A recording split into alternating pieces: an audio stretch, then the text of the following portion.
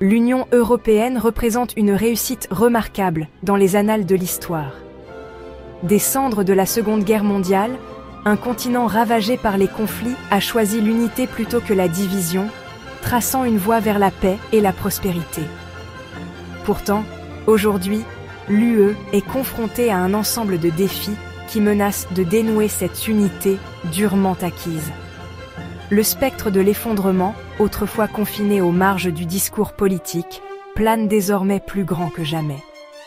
Des retombées économiques de la crise financière de 2008 à la montée des sentiments nationalistes et à la menace toujours présente du terrorisme, l'UE est aux prises avec des forces qui mettent à l'épreuve les fondements mêmes de son existence.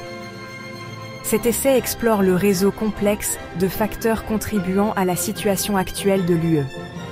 Il examine les lignes de faille politiques, économiques et sociales qui menacent de fracturer le bloc de l'intérieur.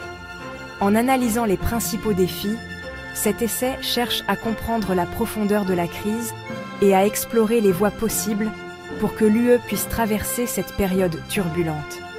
L'avenir de l'Europe, un continent qui a profondément façonné le cours de l'histoire humaine, est en jeu. L'une des menaces les plus importantes pour l'unité de l'UE provient de la résurgence du nationalisme et des profondes différences idéologiques entre les États membres. L'histoire commune de l'Europe est marquée par des siècles de conflits, souvent alimentés par la ferveur nationaliste et des visions concurrentes de l'identité nationale. L'UE, de bien des manières, a été conçue pour transcender ces divisions, en favorisant un sentiment d'identité européenne partagée et en promouvant la coopération plutôt que la compétition. Cependant, les fantômes du passé de l'Europe se sont avérés difficiles à exorciser. La crise économique de 2008, qui a mis en évidence les disparités économiques sous-jacentes au sein de la zone euro, a exacerbé les sentiments nationalistes. Des pays comme la Grèce, le Portugal et l'Espagne, accablés par la dette et les mesures d'austérité, ont vu ressurgir un ressentiment envers Bruxelles et les États d'Europe du Nord, plus riches comme l'Allemagne. Ce fossé économique recoupe souvent des lignes de faille historiques et culturelles, creusant davantage le gouffre entre les différentes parties de l'Europe. La montée des partis nationalistes et populistes à travers l'Europe a encore alimenté ces divisions. Ces partis exploitent souvent les angoisses économiques et les insécurités culturelles, faisant des immigrés et de la bureaucratie européenne des boucs émissaires pour les problèmes nationaux. Leur rhétorique trouve un écho auprès des électeurs désillusionnés par la mondialisation, la stagnation économique et une perte perçue de souveraineté nationale. Le succès de ces partis aux élections nationales a injecté une forte dose d'euroscepticisme au cœur de la politique européenne, rendant de plus en plus difficile la recherche d'un consensus et la coordination des politiques. L'introduction de l'euro en 1999 a été saluée comme une réalisation historique, un symbole de l'intégration européenne et un moteur de la croissance économique.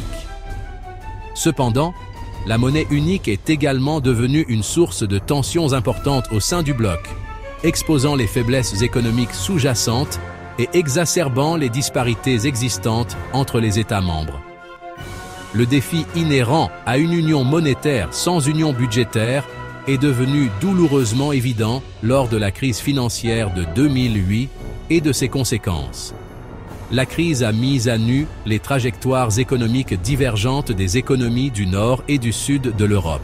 Alors que l'Allemagne et d'autres pays d'Europe du Nord s'en sont sortis relativement indemnes, l'Europe du Sud a plongé dans de profondes récessions. La politique monétaire commune, conçue pour une hypothétique économie européenne moyenne, s'est avérée inadaptée pour répondre aux besoins spécifiques des économies en difficulté comme la Grèce et l'Italie. Les mesures d'austérité qui en ont résulté, imposées comme condition au plan de sauvetage, ont alimenté les troubles sociaux et le ressentiment envers l'UE et ses architectes perçus de l'austérité. De plus, la crise de la zone euro a mis en évidence l'absence d'une approche unifiée de la gouvernance économique, l'absence d'une politique budgétaire commune associée à des philosophies économiques différentes entre les États membres, a entravé les efforts visant à répondre efficacement à la crise. La crise a également révélé les limites du cadre institutionnel de l'UE pour gérer les chocs économiques et coordonner les réponses entre ses divers membres. L'héritage de la crise de la zone euro continue de peser lourdement sur l'UE, soulevant des questions fondamentales sur la viabilité à long terme de la monnaie unique et son impact sur l'unité européenne. La crise migratoire de 2015, avec un afflux massif de réfugiés en Europe, a mis à rude épreuve l'unité de l'UE et alimenté la montée des mouvements populistes. La crise a révélé de profondes divisions entre les États membres sur la gestion des flux migratoires et le partage des responsabilités. Certains pays, comme la Grèce et l'Italie, ont appelé à une plus grande solidarité, tandis que d'autres ont résisté à l'accueil de réfugiés, invoquant des préoccupations de sécurité. La crise migratoire a recoupé des inquiétudes concernant la sécurité et le terrorisme, surtout après plusieurs attentats en Europe. Le lien perçu entre migration et terrorisme, exploité par l'extrême droite, a contribué à un climat de peur, érodant le soutien aux frontières ouvertes.